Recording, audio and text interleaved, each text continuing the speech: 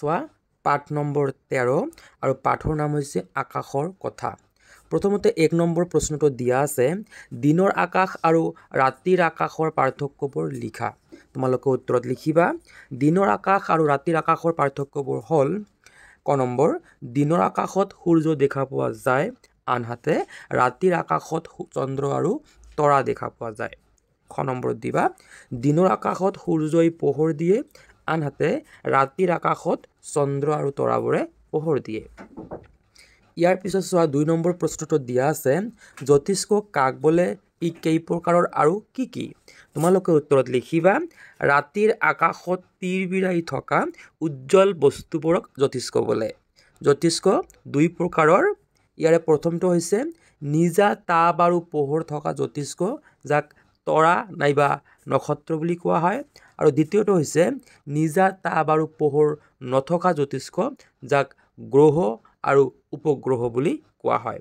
ঠিক আছে, তেনেহ'লে আমি জ্যোতিষ্ক 2 প্ৰকাৰ বুলি পালোঁ। এটা হৈছে তৰা নাইবা নক্ষত্ৰ, অৰ্থাৎ যাৰ নিজা তাপ আৰু পোহৰ আছে, আৰু আনটো হৈছে গ্ৰহ আৰু উপগ্ৰহ, যাৰ নিজা তাপ আৰু পোহৰ নাই।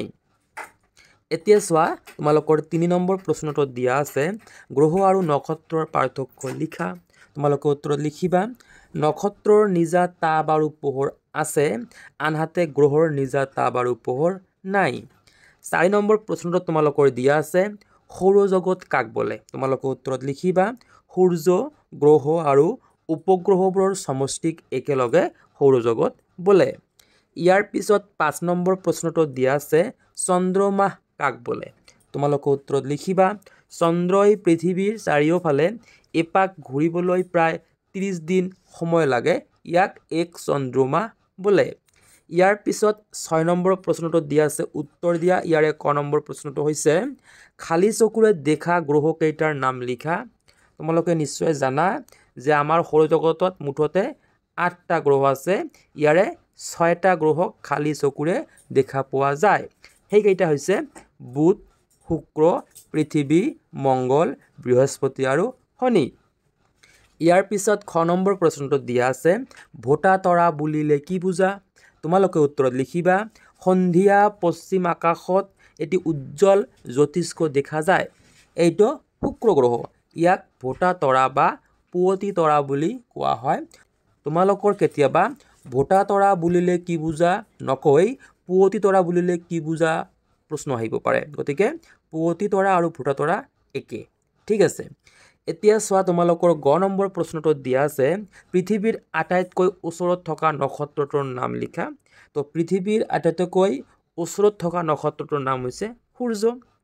ঘ নম্বৰ প্ৰশ্নটো দিয়া আছে সূৰ্যৰ পৰা আমি কি কি পাওঁ। তোমালোকে নিশ্চয় জানা সূৰ্যৰ পৰা আমি তাপ আৰু পোহৰ পাওঁ।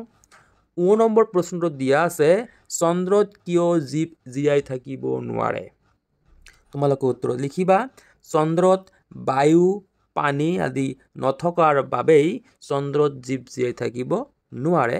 তো মৰমৰ ছাত্ৰ ছাত্ৰীসকল, এই ভিডিঅ'টো ইয়াতে সমাপ্ত কৰিছোঁ।